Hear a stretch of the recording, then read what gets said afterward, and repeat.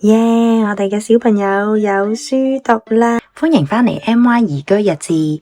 今日想同大家分享兩樣嘢。第一，小朋友報讀馬來西亞檳城國際學校嘅過程，包括我哋嘅申請啦，中間要做嘅面試同埋 online assessment 嘅準備過程，以及我哋心儀咗兩間檳城國際學校嘅學費比較。咁喺畫面上面咧，大家會見到咧，我哋係由2月20幾號開始咧，係同學校嗰邊係去溝通啦。咁就去即係話俾佢聽，我哋有意咧係想係去admit 去佢哋間學校嗰度讀書嘅咁樣。咁緊接咧就係學校去回覆，咁就要交一啲嘅 application form 啦。然後咧就連同一系列嘅證明文件咧，就要係send 俾佢。咁最終咧收到 reply 之後咧，咁佢就正式咧就話會安排一個嘅面試啦，同埋係一個網上嘅評核俾我哋嘅。咁就因為我哋唔能夠正式係去飛到去檳城去做呢個面試啦，同埋 assessment， 咁所以咧就校方要求我哋要先俾咗1000蚊嘅 application fee 啦，咁佢哋先至會做後續嘅一啲嘅工作啦。咁我哋後尾咧來來回回咧往返係有30幾個 email 嘅，咁入邊嘅內容就係即係我哋都比較擔心究竟呢個 assessment 係會點樣考核嘅咧，咁同埋 interview 嘅形式又會係點樣嘅咧，咁最終咧校方嘅通知就係interview 嘅咧形式就會由 Zoom 係去同校長係直接見面啦，做一個 interview 就係會根據 CAT 4嘅 assessment 咧係去同小朋友咧係去做一個評核咁樣嘅。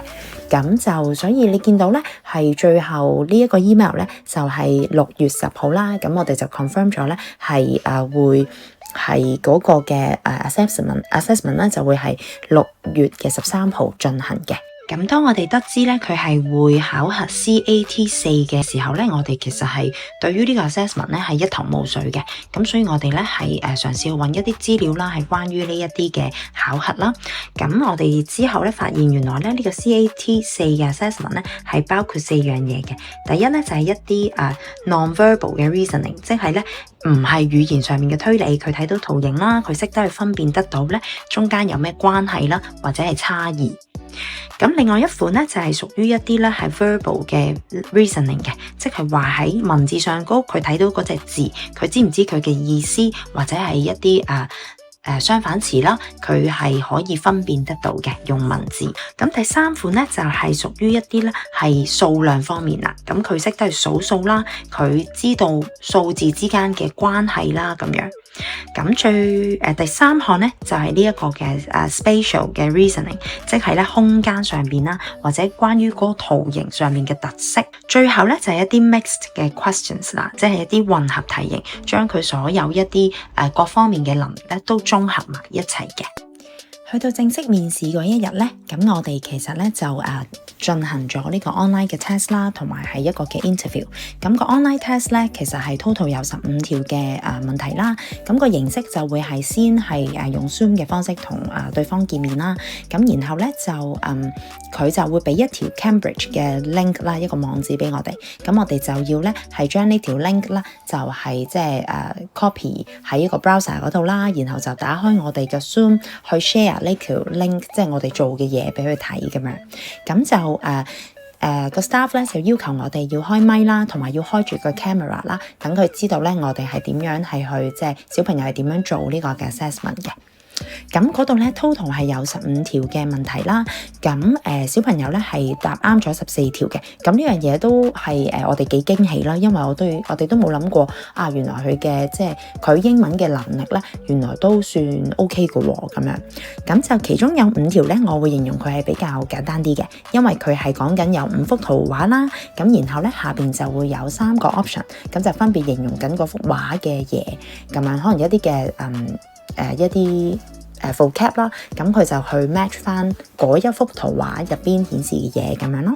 咁另外咧有5條題目咧就係相對難啲嘅，咁佢係有一段文字，咁喺呢段文字入邊咧每一個嘅空格入邊咧佢都會有3個嘅 option 俾你係去揀。咁但係入邊咧，因為都牽涉一啲係我覺得係算係高小啦，甚至係初中嘅英文嘅一個grammar 嘅 level 啊，所以咧小朋友佢唔係答得好好嘅。咁但係佢尤其是咧，佢望住嗰堆文字咧，佢其實未必可以，即係佢讀嘅時候，佢未必好理解文字講乜嘢。咁但係當我哋幫佢係去即係朗讀出嚟嘅時候咧，咁佢就會相對咧係會容易啲係去做得到咁樣咯。咁最後嘅5條題目咧，都係讓我哋喜出望外嘅。咁就係關於咧係佢會有一啲嘅錄音。大約20幾秒嘅錄音，咁每一個錄音咧只可以係播放2次。咁聽完嗰堆錄音之後咧，佢下邊咧就會有一條問題係去問小朋友嘅，可能係關於幾多點集合啊，或者係今日我會着啲咩衫啊咁樣。咁佢就要小朋友透過聆聽完之後咧，去揀一個啱嘅答案咁樣嘅。咁就小朋友呢度咧係5條都答啱咗啦。咁就我哋就會見到咧，佢喺 listening 方面咧，佢係比較強嘅咁樣。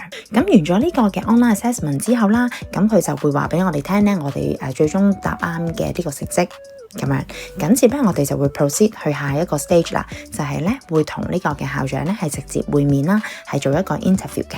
咁當時咧校長係俾我哋感覺好友善啦，好親切嘅。咁佢就問咗幾條問題啦，咁就直接係讓小朋友同佢係去溝通去傾偈咁樣嘅。咁佢就問咗佢嘅名啦，佢而家幾多歲啦，咁佢就俾咗個 scenario 就係下年度嘅今日咧，咁你會幾多歲啊咁樣。咁同埋咧就係去問一問小朋友而家喺 nursery school 啦，佢幼稚園返學係點樣㗎個體驗，你鍾意學校啲乜嘢啊咁樣。咁亦都問咗佢咧想第時做啲咩嘅工作啊咁樣，同埋咧你而家喺閒時嘅時間咧鍾意做啲乜嘢。咁我諗呢類型嘅題型咧都好接近可能喺我哋而家香港時候咧會問嘅嘢咁樣。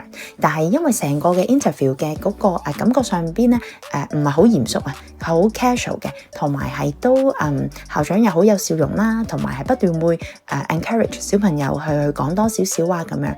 咁所以感覺上咧，我就覺得小朋友嘅嗰個狀態咧都係比較輕鬆嘅，就唔會話好緊張咁樣咯。咁最後咧，佢就問我哋有冇啲咩問題問佢啦。咁我哋當然就好心急，好想知道幾時會有 result 啦。咁都讓我哋可以好好安排咁樣咯。咁總括嚟講咧，呢一次 interview 嘅體驗咧，我覺得係好開心嘅，同埋係嗰個緊張嘅感覺咧係大大降低咁樣嘅。耶！我哋嘅小朋友有書讀啦。咁第一份呢度咧就係 offer letter 啦，跟住後面咧就係 acceptance letter， 即係我哋嚟緊咧要回覆學校嘅文件。緊接呢度咧就係一啲 terms and conditions。我將會就住呢2間喺檳城我哋比較心儀嘅國際學校咧，去比較一下咧佢哋喺學費方面嘅收費嘅。咁就點解會特別揀呢2間咧？就係因為佢哋都係屬於我哋比較心儀嘅學校啦。咁佢哋係位於檳城嘅 Georgetown， 咁就將會係同我哋嚟緊居住嘅地方好近啦咁樣。咁另外咧就係因為佢哋都係行呢個英式嘅教學風格啦，咁我哋係比較欣賞嘅。咁另外就係咧，我哋喺上年度嘅時間曾經咧係做過 Canvas， 咁所以咧就我哋對於佢嘅環境啦、設施咧都係滿意嘅咁樣。咁就我哋睇一睇個學費方面啦。咁就呢一度嘅數字咧，就全部都係用馬幣係去顯示嘅。咁另外就係嗰個嘅數字咧，就係喺學校俾我哋嘅 leaflet 入邊咧，我哋係抽取一啲即係我哋數字嘅部分係去做一個比較嘅。咁所以可能個資料咧唔太完整嘅話咧，而各位嘅觀眾你有其他嘅意見咧，都歡迎你可以留言咧話俾我哋聽嘅。咁就先望咗嗰個嘅 application fee 啦。咁就 Stonyhurst 咧係收1000蚊馬幣，咁 Tempe 咧就1600蚊馬幣啦。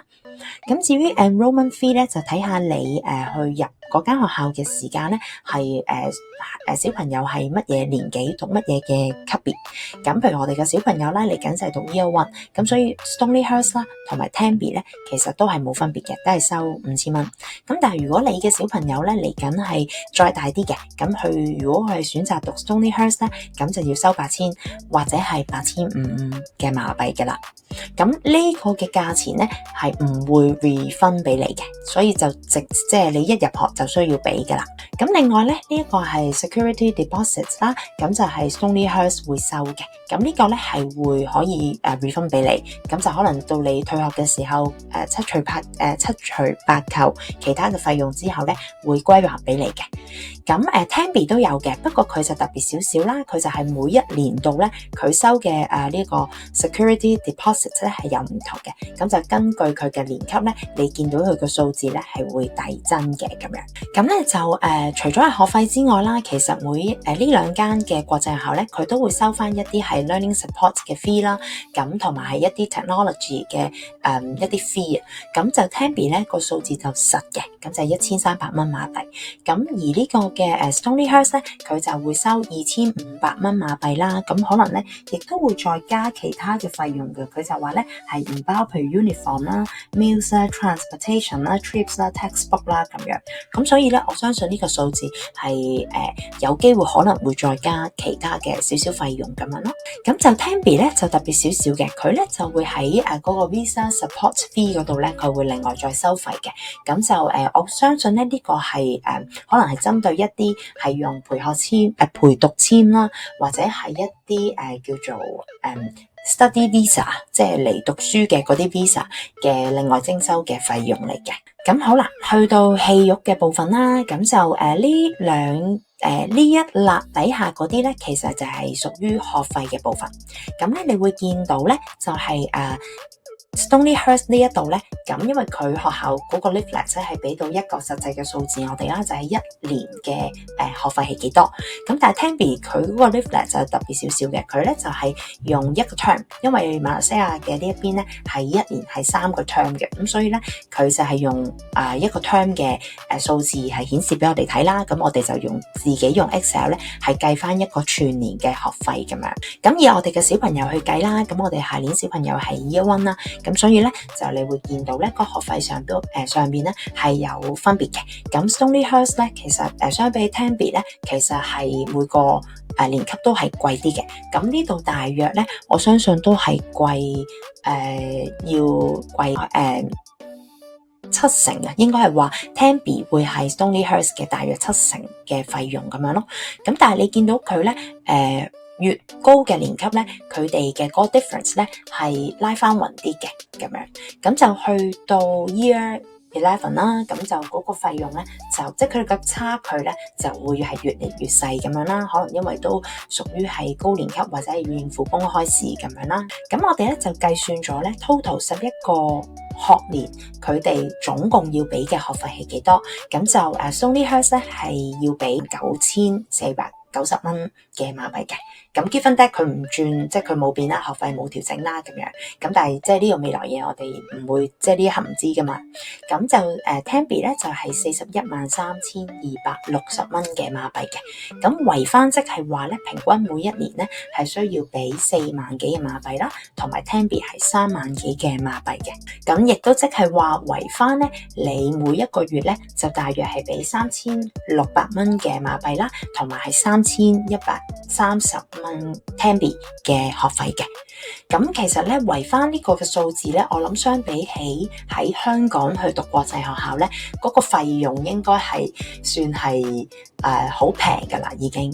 咁不過咧就最近咧我哋收到一個嘅唔係咁好嘅消息啦，就係咧聞說咧就係馬來西亞政府咧就喺6月嘅頭咧係出咗一個嘅報道啊，就係話咧佢要係徵收 SST 係去到教育呢個部分。